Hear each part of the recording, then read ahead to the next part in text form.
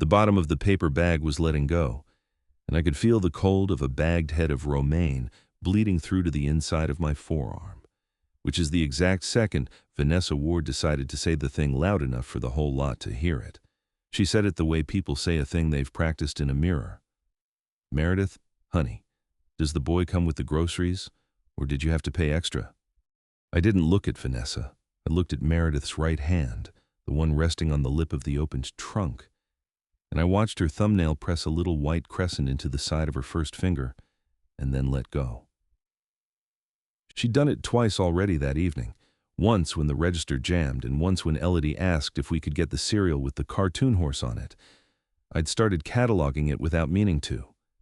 It was the tell that said she was fine, thank you, and would rather be almost anywhere else. "Evening, Mrs. Ward," I said, and set my failing bag down on the tailgate before it could embarrass all of us. Between us, at hip height, 7-year-old Elodie held a plastic clamshell of blueberries against her chest like it was a small animal she'd been made responsible for. And she looked up at her mother, and then at me, waiting to see what the weather was going to do. Here's a thing nobody tells you about drawing cities for a living.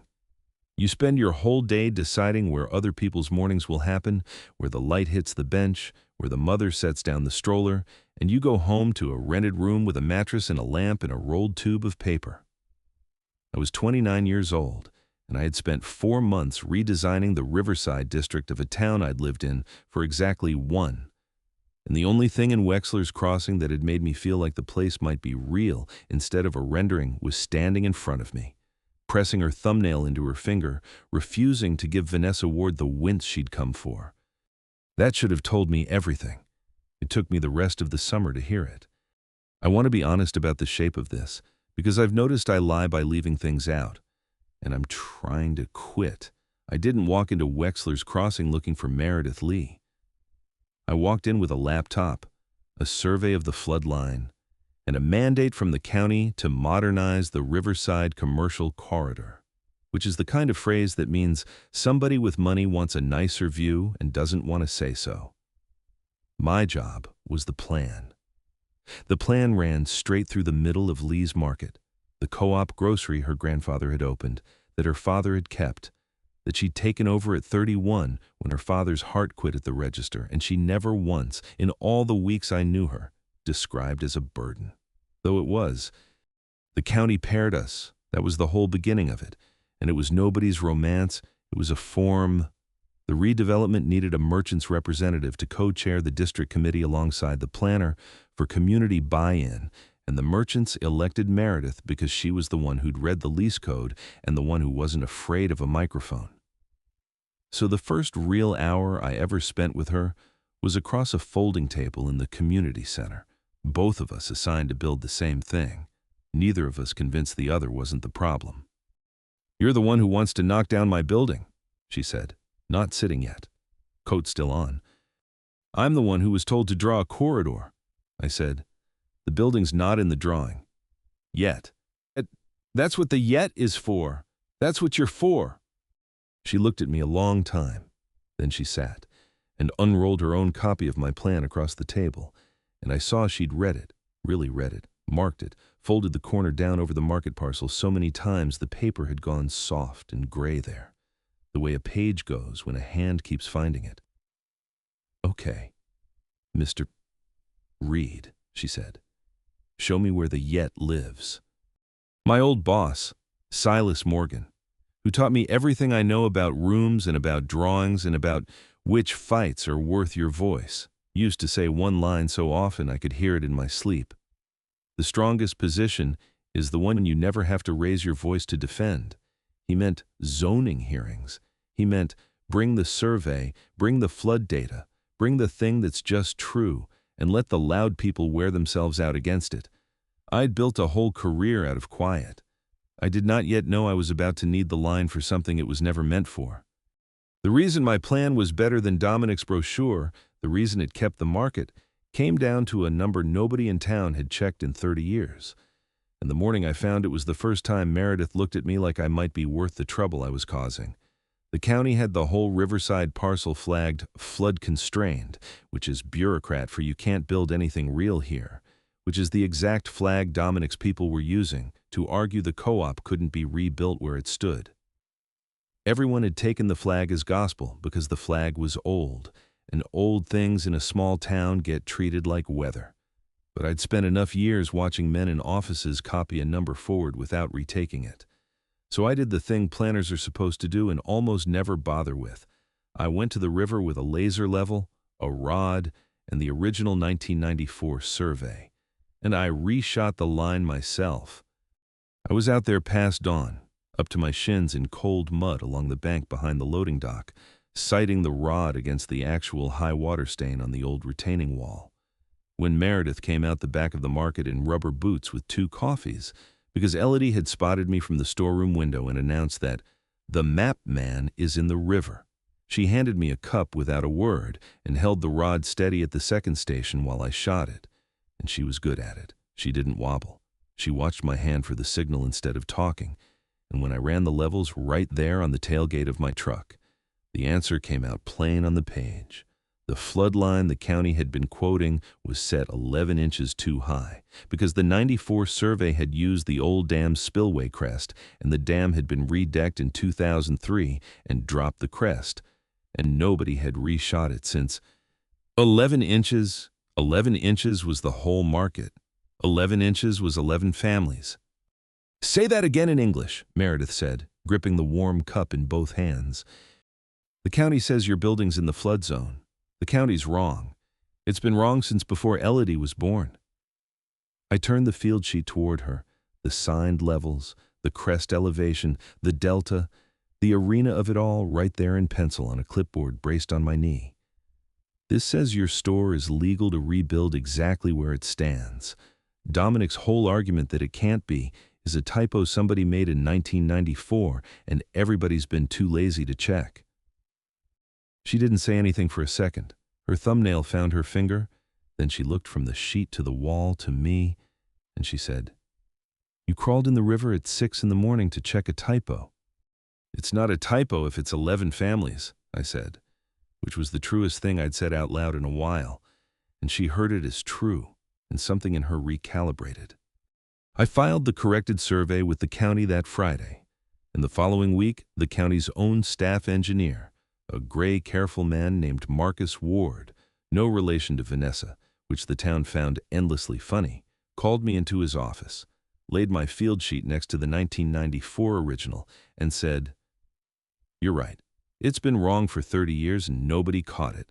Where'd you learn to reshoot a crest?" I told him Silas Morgan, and Marcus said, "Figures. Only Morgan's people bother." Then he redrew the flood line on the official map, 11 inches down, and Lee's Market went from unbuildable to protected legacy structure in a single stamped correction. And Dominic Parker lost his best argument before he ever got to use it. That was the first room I made go quiet, though it was only a room of 2, and Meredith wasn't in it. And I told her about it that night the way you tell someone a thing you're pretending isn't a gift.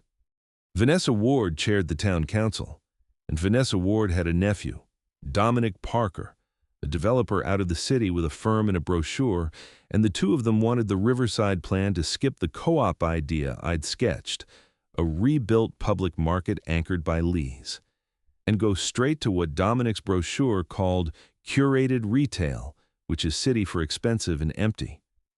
The trouble was, my plan was better, and it was cheaper, and it kept the market, so they couldn't beat it on the merits. They needed another way. And by the third meeting, I understood what the way was going to be, because Vanessa kept finding reasons to say the words optics and the two of them in the same breath. The first real work Meredith and I did together, we did on a Tuesday night after the center emptied out, and it was the night I stopped being able to pretend she was a form. The committee had to submit a merchant's impact map by Friday. Every stall, every lease term, every family that would have to move if the corridor went one way or the other. And it was a mess. 40 years of handshake agreements and a filing cabinet that smelled like her father's cigarettes. We spread it all on the floor because the table wasn't big enough. She read leases. I built the map. We passed each other pages without talking for an hour. And it wasn't awkward. It was the opposite of awkward. Two people doing separate quiet work in the same square of light, and neither one reaching for a phone. Around 10, she found the lease that had been mislabeled for a decade and had been quietly overcharging the flower vendor. Mrs. Ruiz, $400 a quarter. And she stopped, and she pressed her thumbnail into her finger, and she said, "My dad did this. He wouldn't have meant to. He was—" and she stopped. I let it stop. That's the whole thing I did. I didn't say he was probably tired, or the system was confusing, or any of the true useless things you say to close a silence for your own comfort. I just kept drawing the little rectangle that was Mrs. Ruiz's stall, and let Meredith's sentence stay unfinished on the floor between us until she picked it back up herself. 30 seconds later, in a steadier voice, "I'll fix it. I'll credit her back to the start." I nodded and wrote the number in the margin so she wouldn't have to remember it. She noticed that I'd written it. She didn't say anything. Neither did I. I drove her and Elodie home that night because her car was in the shop, and I didn't mention that the shop was in the opposite direction from my room, or that I'd looked up which streets flooded when it rained so I could take the dry ones with a sleeping kid in the back. You do a thing like that quietly, or you don't do it at all. Elodie fell asleep against the window, with the blueberry clamshell still in her lap, empty now, and Meredith looked back at her and then forward at the wet road and said, "She likes you. She doesn't like most people. She's got a sense for it." "She's got good taste in blueberries," I said, which was a bad joke, and it landed a half-second wrong. And Meredith laughed anyway, surprised out of herself, one real laugh she hadn't planned. And then the scene just went back to being a quiet drive. I have thought about that laugh a stupid number of times since. The arrangement, when we named it, had rules because she's a woman who survives on rules. We would co-chair. We would be professional. We would not, she said, give Vanessa Ward a single thing to hold. I said that was smart. I believed it was smart. I did not tell her that professional was already, by that Tuesday, a coat I was wearing over something else, because there was nothing to tell yet. Only a fact I was keeping still about, that the best hour of my week had become a filing cabinet that smelled like a dead man's cigarettes, as long as she was on the other side of it. The merchants' vote needed a room, and the only room big enough that the merchants trusted was the market's own backlot. So the weekend before the vote we built it, a proper open-air market square, a dry run of the thing my plan promised, 12 stalls out of scrap lumber and canopy frames, so the vendors could stand in the future instead of being asked to imagine it. That was Meredith's idea, and it was a better idea than any I'd had. Because you don't win a vote by showing people a rendering. You win it by letting them feel Saturday morning in a place that doesn't exist yet. We built it together, the two of us and whoever the merchant sent, and building a thing beside someone tells you more about them than a year of meetings.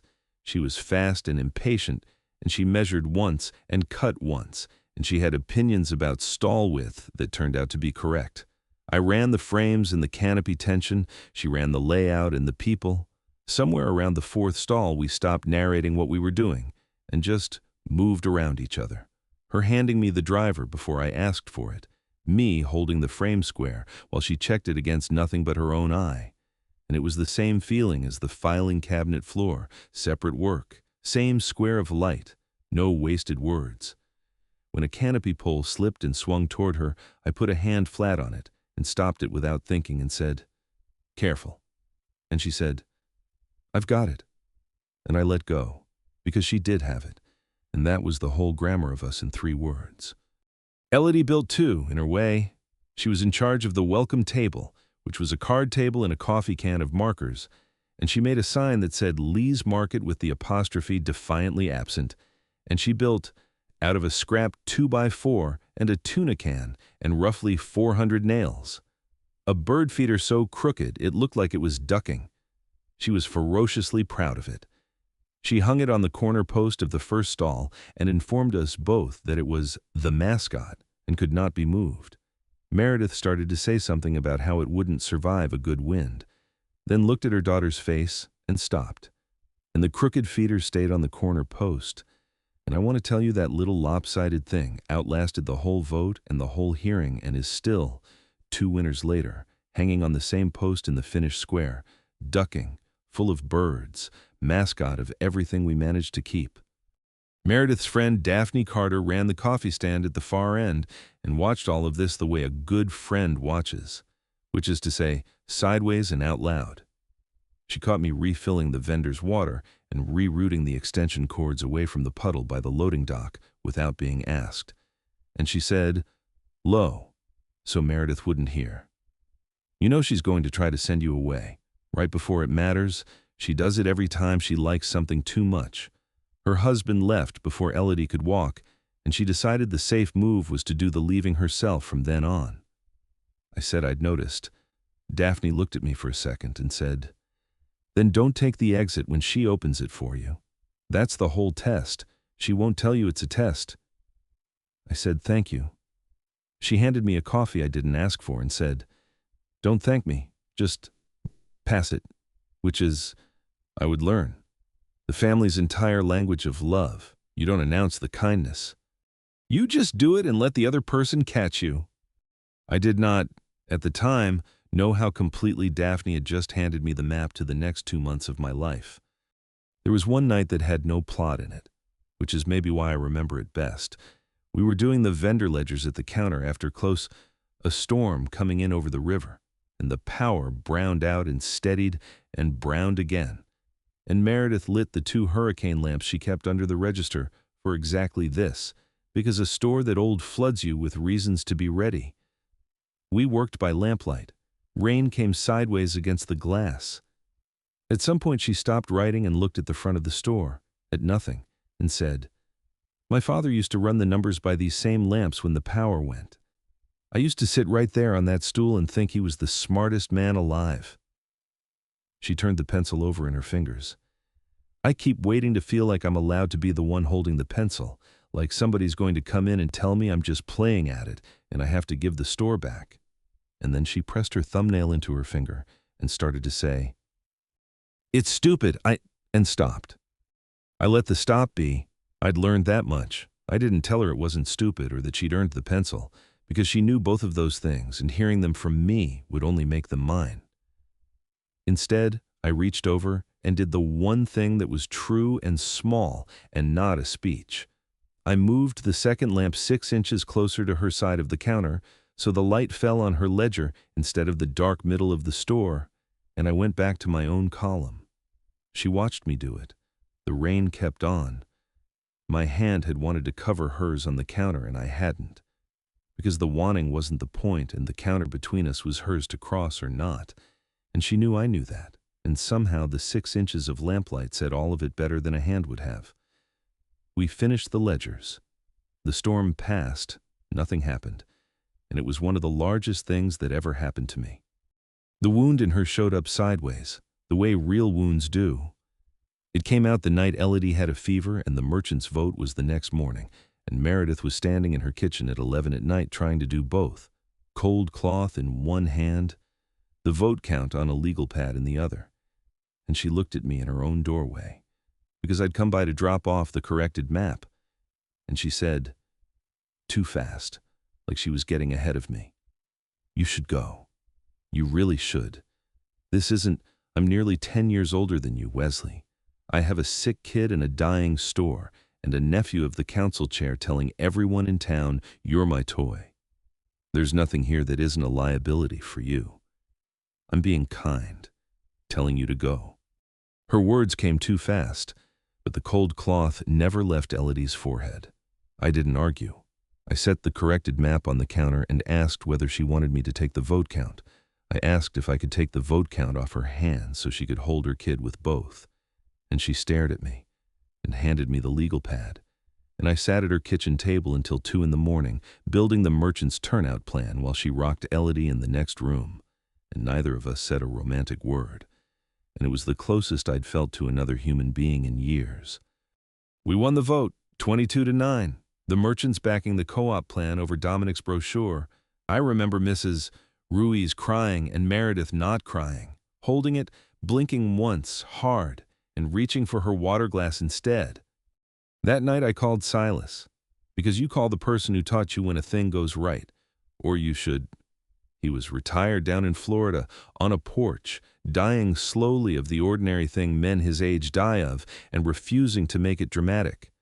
I told him about the 11 inches and the crest correction in the vote. He was quiet on the line a while, oxygen tank ticking somewhere behind him, and then he said, "You sound different. Wes, you in trouble?" I said, "No." He said, "You sound like a man who found a place." I said, "Maybe." He said, "The plans were never the point. Kid, I gave you the plans so you'd have a reason to stand somewhere long enough to notice you wanted to stay. Don't draw one more town you don't live in." Then he told me a bad joke about herons and made me promise to send pictures of the finished square. And I did. Eventually. But he never saw them. And I've made my peace with that being one of the things that doesn't tie up. The market square wasn't real yet, but the river was, so that's where we took the celebrating. Meredith and Elodie and I walked the bank at dusk where I'd shot the levels, past the loading dock, out to the old retaining wall with the high water stain on it, and Elodie made me point out the exact spot where the map man was in the river, and then made me tell the whole story of the 11 inches again with hand gestures, which I did. And Meredith laughed at the gestures, the second real laugh I'd earned off her, and this one she didn't try to take back.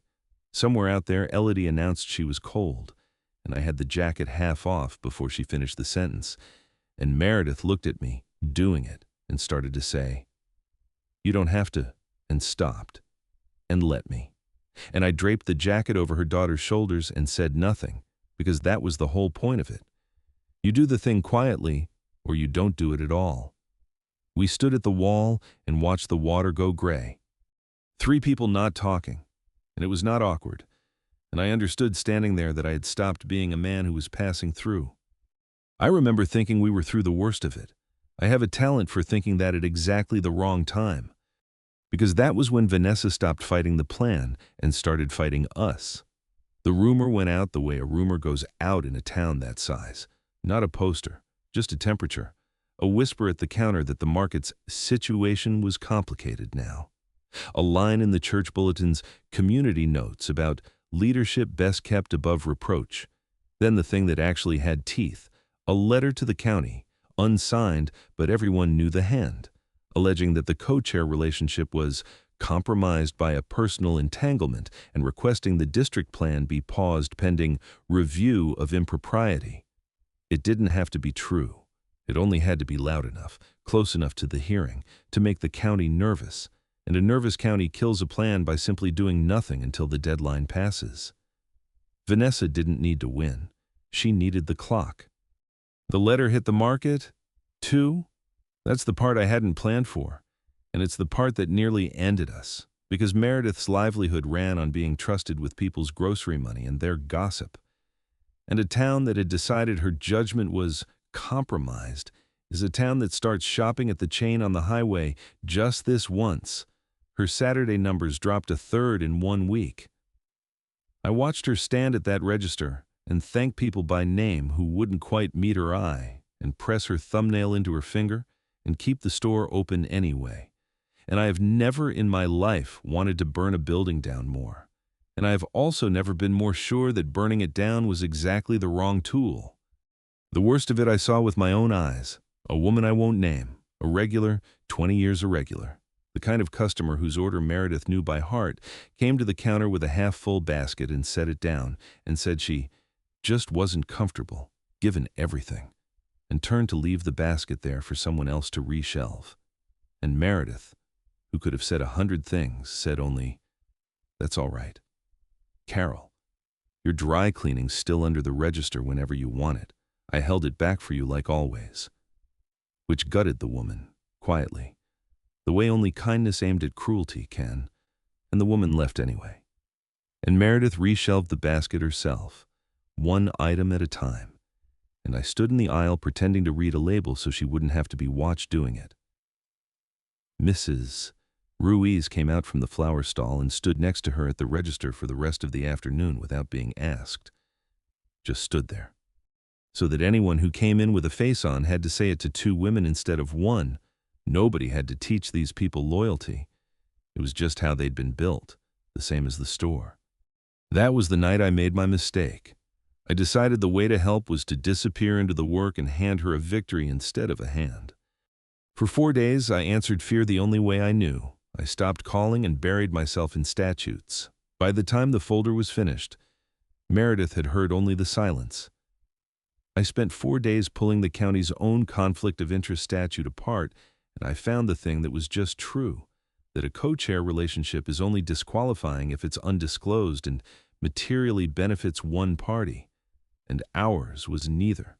And I could prove it with the timestamps on every filing we'd made, and the fact that the plan cost Dominic's people money and cost me nothing. I built the whole defense. I did not tell Meredith I was building it, because I wanted to walk in with it finished, like a gift. And that was a mistake, because while I was quietly saving her, she thought I was quietly leaving. She found me in the market after close the Thursday before the hearing, sweeping. She had a broom in her hand and she was sweeping a floor that was already clean. And I recognized it, the thing you do with your hands when the rest of you is somewhere it can't win. She didn't look up.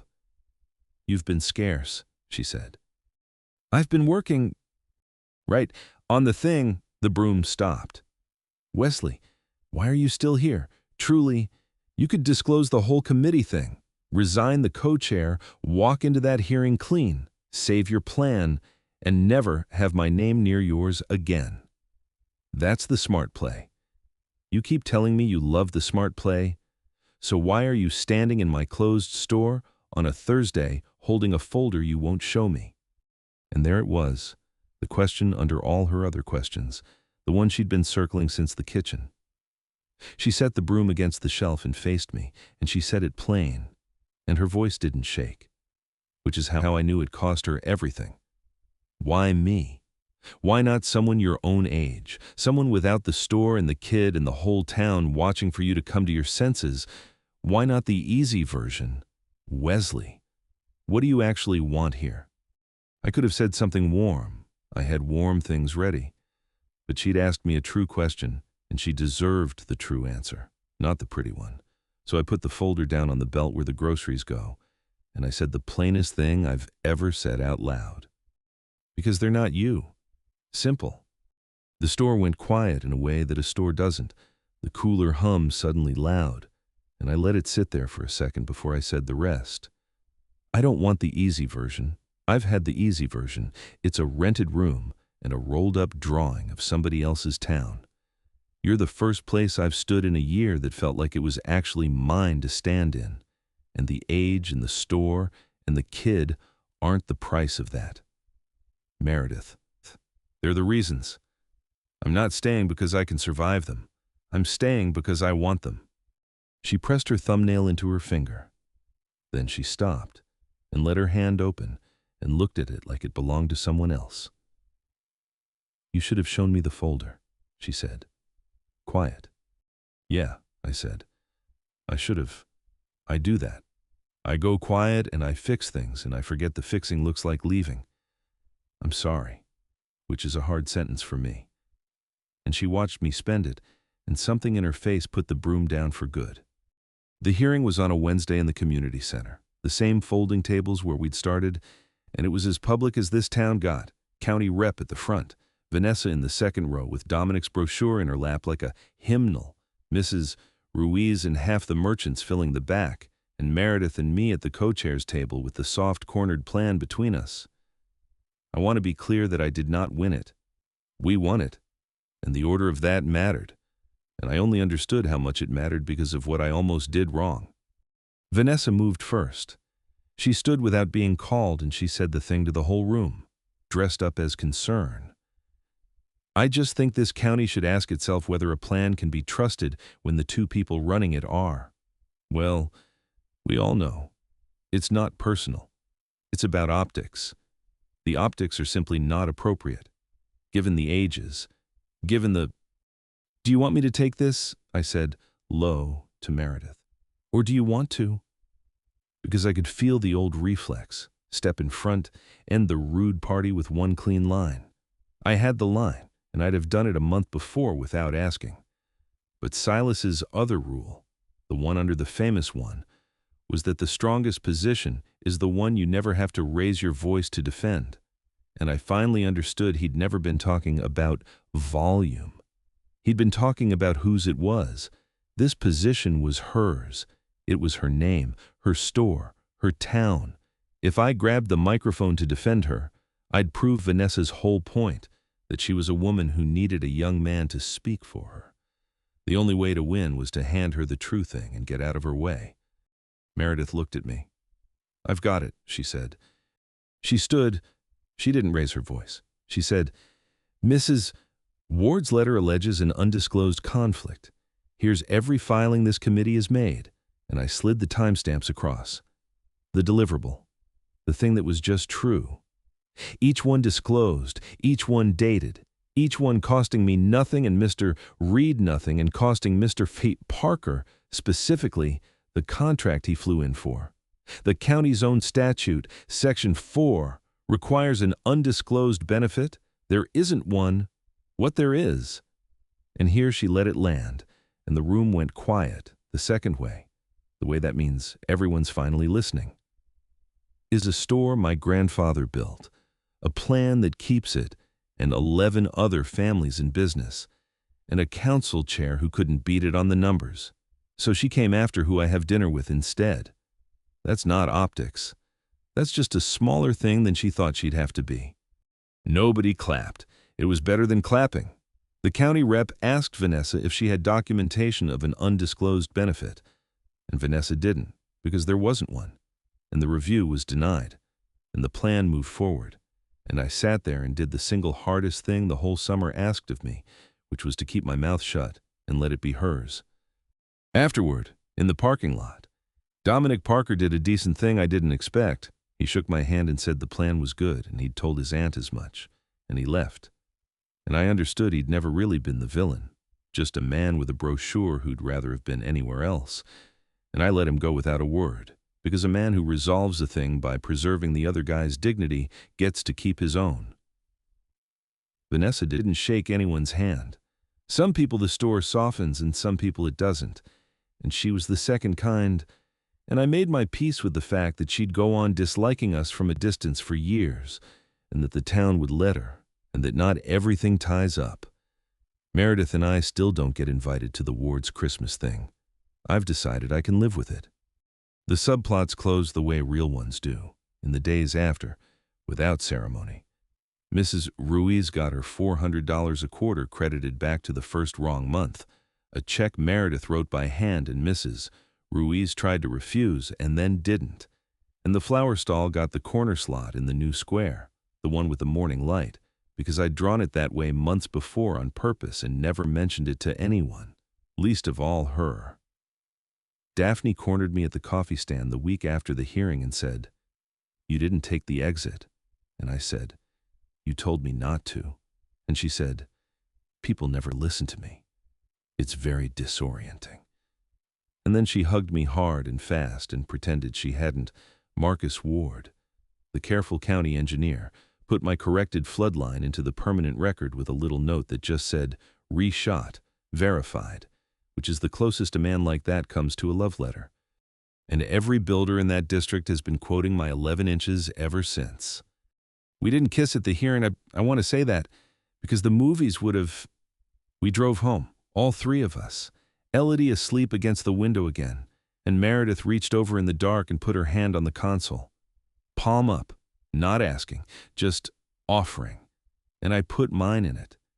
And we drove the dry streets I'd memorized months before and never mentioned. And that was the whole thing. That was plenty. The first ordinary morning after was the one that convinced me. No hearing, no rumor, no clock, just Meredith at the register doing the numbers by daylight for once, Elodie doing homework on the stool that used to be her grandfather's, and me restocking the cold case because I happened to be there and the case needed stocking. A customer came in, a new one, and asked Elodie who the guy was, meaning me. And Elodie said, without looking up from her worksheet, "That's Wes. He lives here now," which was not technically true yet and was completely true anyway, and Meredith didn't correct her. and I decided that a kid's math is better than a lease. I finished the cold case. Nobody thanked anybody. We just passed each other the coffee. 2 winters on, we run the market together. My name's on the co-op charter now, under hers, in that order, which is the right order.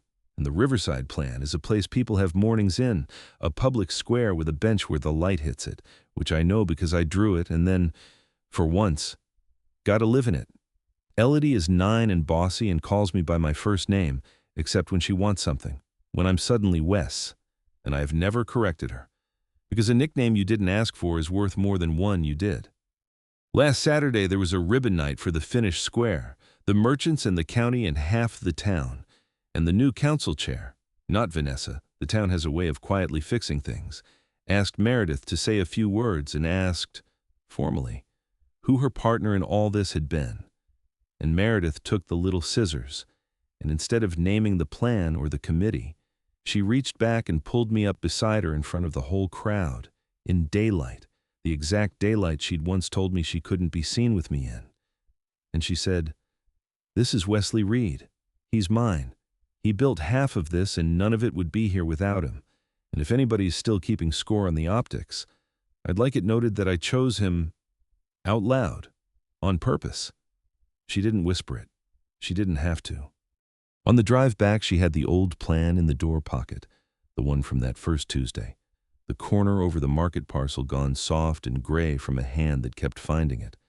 And I realized the hand had never stopped finding it, all this time, and that the worn place wasn't where. It was somebody deciding, over and over, that this was the page worth holding on to.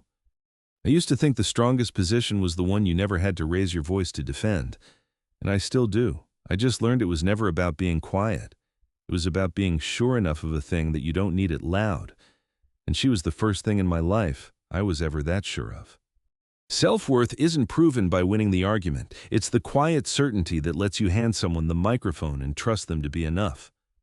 Healthy love shows up, does the unglamorous work, and lets you be seen. That's what makes it steadier than the loud, breathless kind that only wants you at your easiest.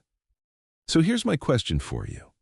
When has someone chosen you out loud, on purpose, and what did it change? Tell me in the comments, and please like and subscribe so we can share more stories like this.